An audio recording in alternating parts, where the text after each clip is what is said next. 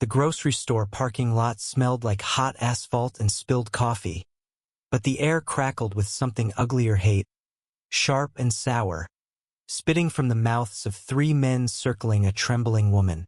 She clutched her son's hand so tight his knuckles paled, her grocery bags sagging at her feet like surrendered dreams. Darius Kane, a black MMA fighter with scars mapping his knuckles like constellations, didn't plan to be a hero that Tuesday afternoon. He was just there for protein shakes and bananas, his gym bag slung over one shoulder, his mind on tomorrow's sparring session. But the moment he stepped out of the sliding doors, the scene hit him like a sucker punch. 3 men, faces twisted with venom, hurling slurs at a Latina single mother, Maria, whose only crime was existing in their line of sight. Her 5-year-old son, Mateo, pressed against her leg, his eyes wide with terror as the men's voices grew louder, their steps closer. "Go back where you came from," one of them barked, a wiry guy with a faded Confederate flag tattoo peeking from his sleeve. His buddies laughed, egging him on, their boots scuffing the pavement like wolves circling prey. Maria's voice shook as she tried to reason, her English accented but clear. "Please, I'm just trying to get home." The men didn't care. They never do. Darius felt the familiar heat rise in his chest, the kind that used to get him in trouble before he found the octagon. Back then, he'd have swung first, asked questions later. But years of training had forged discipline into his bones, turning raw anger into something sharper control. He dropped his bag, the thud barely audible over the men's taunts, and stepped forward. The leader, Confederate tattoo, noticed him first. His smirk faltered, then returned, uglier. "What's this? You got a problem, tough guy?" His friends turned, sizing Darius up, their bravado masking the flicker of doubt in their eyes. Darius was 6'2", built like a brick wall, his arms corded with muscle that didn't come from a gym membership, but from years of clawing his way out of a neighborhood that chewed up dreams and spat out despair. Darius didn't say a word. He didn't need to. His presence was a statement, his silence a weapon. He planted himself between Maria and the men, his broad shoulders a shield. Mateo peeked from behind his mother, his small hand gripping her jeans. Maria's breath hitched, her eyes darting between Darius and the bullies, unsure if this stranger was salvation or another threat. "Walk away," Darius said finally, his voice low, steady, like the rumble before a storm. The words weren't loud, but they carried the weight of a man who'd faced worse than 3 cowards in a parking lot. Confederate tattoo sneered, stepping closer, his breath reeking of cheap beer. "Or what? You gonna make us, hero?" The air thickened, the moment teetering on the edge of violence. Shoppers paused, their carts frozen, phones creeping out to record. A cashier lingered by the store entrance, her hand hovering over her radio. Maria whispered to Mateo, "Stay close, Mijo," her voice barely holding together. Darius's jaw tightened, his fists unclenching deliberately. He'd learned long ago that fists didn't solve hate, they just buried it deeper. Flashback to a decade ago. Darius, 16, scrawny and angry, standing in a different parking lot, this one outside a corner store in his old neighborhood. A group of older kids had cornered him, their slurs cutting deeper than the switchblade one of them flashed. "You don't belong here," they'd said, their words echoing the ones he heard at school, on the bus, in the graffiti scrawled on his locker. That day, he'd fought back, wild and reckless, earning a busted lip and a lesson. Fighting hate with fists only made the scars last longer. His coach, Old Man Carter, had found him that night, bloodied and defiant, and dragged him to the gym. "You got fire, kid," Carter said. "But fire burns out unless you learn to control it." Back in the present, Darius locked eyes with Confederate tattoo. The man's bravado was crumbling, his friends shifting nervously. "You're not worth the paperwork," Darius said, his voice slicing through the tension. He stepped forward, just one step, and the men flinched. It wasn't about size or strength, it was the calm. The certainty in his eyes that said he'd seen worse, survived worse, and wasn't scared of them. Maria seized the moment, scooping up Mateo and her bags, backing toward her beat-up sedan. The men's attention split, their focus wavering. "This ain't over," Confederate Tattoo muttered, but his voice lacked conviction. His friends were already retreating, their boots dragging on the pavement. Darius didn't move, didn't blink, until the men were halfway across the lot, their taunts reduced to grumbles. Maria fumbled with her keys, her hands shaking as she buckled Mateo into his car seat. She glanced at Darius, her eyes brimming with gratitude and something else, shame. Maybe, for needing help, for being seen as weak. "Thank you," she whispered, her voice cracking. Darius nodded, his expression softening for the first time. "You're okay now," he said, and those 3 words carried more weight than any speech. As Maria drove off, her taillights fading into the dusk, Darius grabbed his gym bag and headed to his truck. The crowd dispersed, some whispering, others already scrolling through their phones, uploading the video with captions like, "Local hero shuts down racists." Darius didn't care about the fame. He never had. But as he drove home, the weight of the moment settled on him, not the fight that didn't happen, but the look in Mateo's eyes, the way the kid had clung to his mother, scared but safe. That night, Darius couldn't sleep. He sat on his couch, the TV muted, his mind replaying the parking lot. He thought of his own mother, a black woman who'd worked double shifts at a diner to keep him fed, who'd faced her own share of sneers and slurs but never let them break her. He thought of Carter, who'd died 2 years ago but whose lessons still echoed. Strength ain't just muscle, Darius. It's knowing when to stand and when to walk. The next morning, Darius was back at the gym, his fists wrapped, pounding the heavy bag. Each hit was a release not of anger but of purpose. He'd grown up in a world that tried to shrink him, to define him by his skin, his scars, his past. But he'd carved out his own space, one fight at a time, not with hate but with something stronger resolve. The parking lot wasn't the first time he'd stood up to bigotry, and it wouldn't be the last. But it was a reminder. Sometimes the loudest statement is the one you don't have to say. Across town, Maria sat at her kitchen table, Mateo coloring beside her. She stared at the grocery receipt, crumpled but kept, a reminder of the day a stranger gave her back a piece of her dignity. She'd heard the whispers in the store before about her accent, her clothes, the way she stretched every dollar. But yesterday, for the first time in a long time, she'd felt seen, not as a target, but as a person.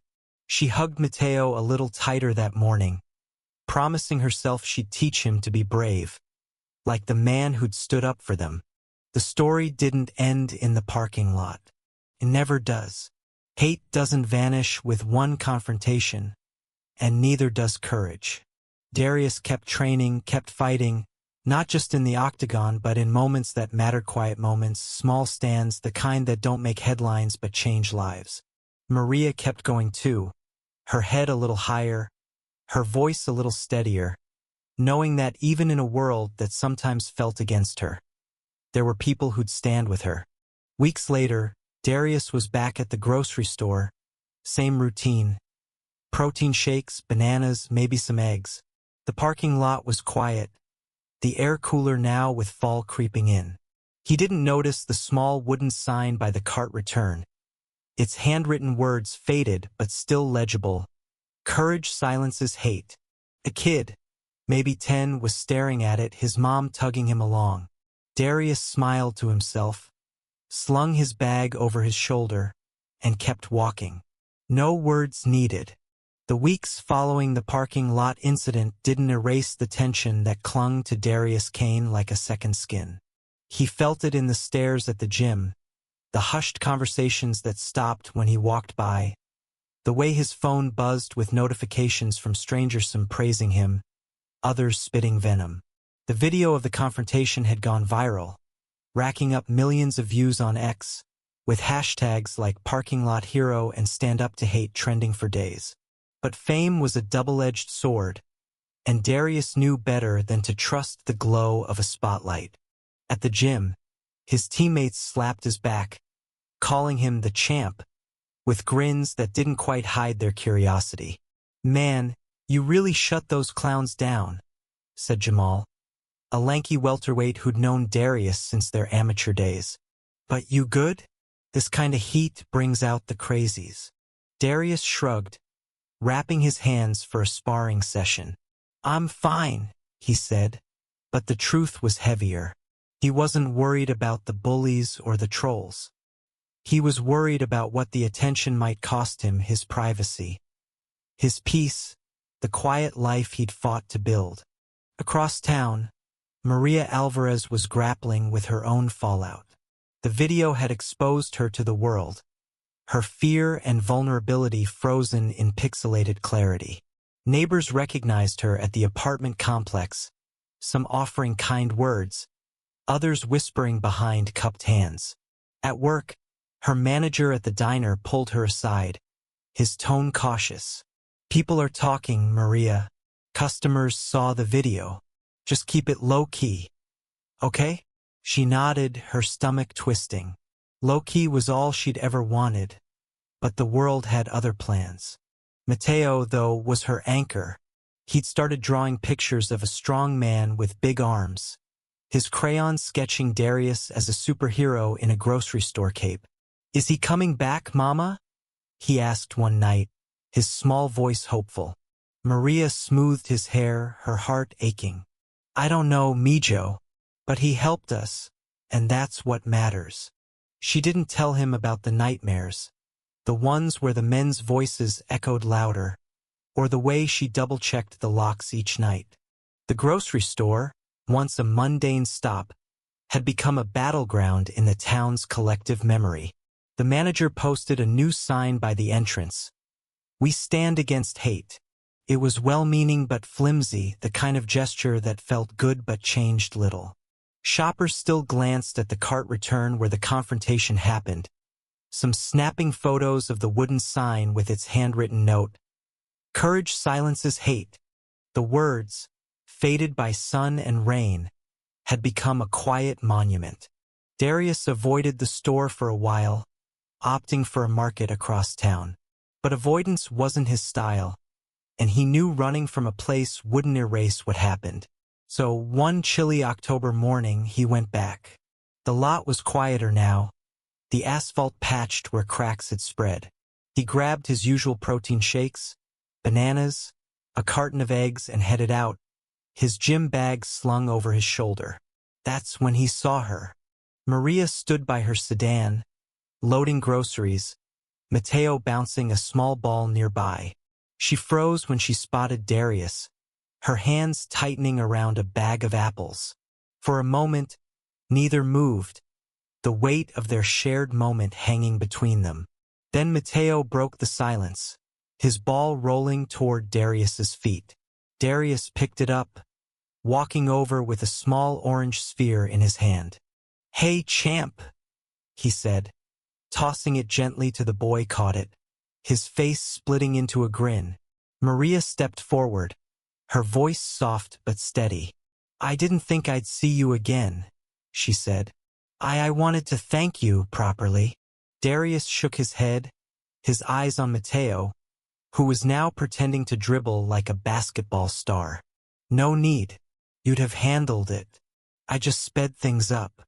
Maria laughed, a small, nervous sound. "Maybe, but you didn't have to. Most people wouldn't."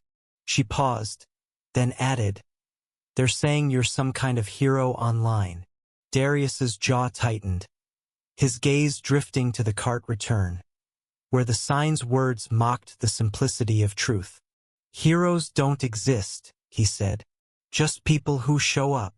Their conversation was short but real, a bridge built from a shared understanding of a world that judged too quickly. Maria told him about Mateo's drawings, about the diner's late shifts, about the way she was saving for a better apartment. Darius listened, nodding, his silence inviting her to keep going. When she asked about him, he kept it brief: training, fighting, trying to stay out of trouble. But he didn't mention the messages flooding his inbox, the ones that called him everything from a savior to a thug, or the way his coach's old lessons about strength felt heavier now. As they parted, Maria handed him a small folded paper, one of Mateo's drawings. It showed a stick-figure Darius, fists raised, standing in front of a tiny Maria and Mateo, with 3 angry faces in the background. "He wanted you to have it," she said. Darius tucked it into his bag, a rare smile breaking through. "Tell him he's got talent," he said, and walked to his truck, the drawing a quiet reminder of why he'd stepped forward that day. The town didn't stay quiet for long. The video had sparked debates on X, in barbershops, at city council meetings. Some called Darius a vigilante, arguing he'd escalated a situation that could have been handled by police. Others saw him as a symbol of resistance, a black man standing tall against a tide of hate. The bullies, identified through the video, faced their own reckoning. Confederate Tattoo, whose real name was Travis Holt, lost his job at a local auto shop. His friends, quieter but no less complicit, faded into the background, their bravado gone. Travis didn't take it lying down.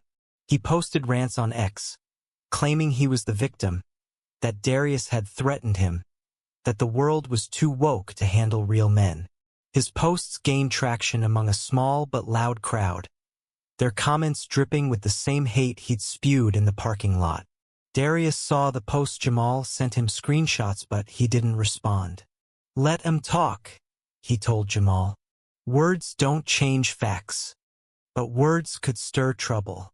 One evening, as Darius left the gym, he found his truck's windshield smeared with mud, a crumpled note tucked under the wiper. "Watch your back." He tossed it in the trash, his pulse steady, but the message lingered. He'd faced threats before growing up, in the ring, online, but this felt personal, a shadow creeping closer. Maria, too, felt the ripple effects. A customer at the diner left a note on a napkin. "You should have stayed quiet." She threw it out, but the words stung, a reminder that standing up, even indirectly, had a cost. She started taking a different route home, avoiding the store's parking lot after dark. But she didn't stop living. She enrolled Mateo in an after-school art program, using tips she'd saved from extra shifts. "You're gonna be an artist, Mijo?" she told him, and his smile made the fear worth it. The breaking point came at a community meeting, organized by the town's mayor to address recent tensions. Darius didn't want to go public. Speaking wasn't his thing, but Jamal and his gym buddies convinced him. "You're part of this now, man," Jamal said. "People need to hear you." Maria was there too, sitting in the back with Mateo, her hands clasped tightly in her lap. The meeting was a powder keg. Residents packed the community center, their voices clashing before the mayor could finish her opening remarks. Travis Holt showed up, flanked by a few supporters, his face red with defiance. He took the mic, his voice loud but shaky. "I'm no racist," he claimed. "I was just speaking my mind, and that guy Darius made it a fight. This town's turning against its own people." Murmurs rippled through the crowd, some nodding, others shaking their heads. Darius sat near the front, his arms crossed, his face unreadable. When the mayor called his name, he stood, the room falling silent. He didn't have a speech prepared, didn't need one. "I didn't go looking for a fight," he said, his voice carrying the same calm as in the parking lot. But when you see someone hurting, you don't walk by. That's not hero stuff. That's just being human. Maria spoke next, her voice trembling at first but growing stronger. I'm not here to point fingers, she said. I just want to raise my son in a place where he's not afraid to be himself. Is that too much to ask? Mateo clung to her side, his eyes scanning the crowd, searching for the strong man he'd drawn. The room erupted, some clapping, others shouting. The divide as clear as a fault line. Travis stormed out, his supporters trailing behind. But something shifted that night. A few locals approached Darius and Maria afterward, offering quiet support. A teacher promised to start an anti-bullying program at Mateo's school. A pastor invited Maria to a community dinner, saying, "Your family here." The story didn't end with applause or easy answers. Hate lingered, as it always does, in whispered slurs and anonymous notes. But so did courage. Darius kept training, his fights in the octagon drawing bigger crowds, his story inspiring kids who saw themselves in his scars. Maria kept working, saving, dreaming of a better life for Mateo, who carried his crayon drawings like a shield. Months later, Darius and Maria crossed paths again, this time at a park where Mateo was playing. They didn't say much, just a nod, a smile, a shared understanding. The wooden sign at the grocery store was gone, replaced by a metal plaque with the same words, "Courage silences hate." It wasn't perfect, but it was a start. What's right? What's wrong? What's justice in a world where hate and hope collide? Share your thoughts, because stories like this don't end until we decide what they mean.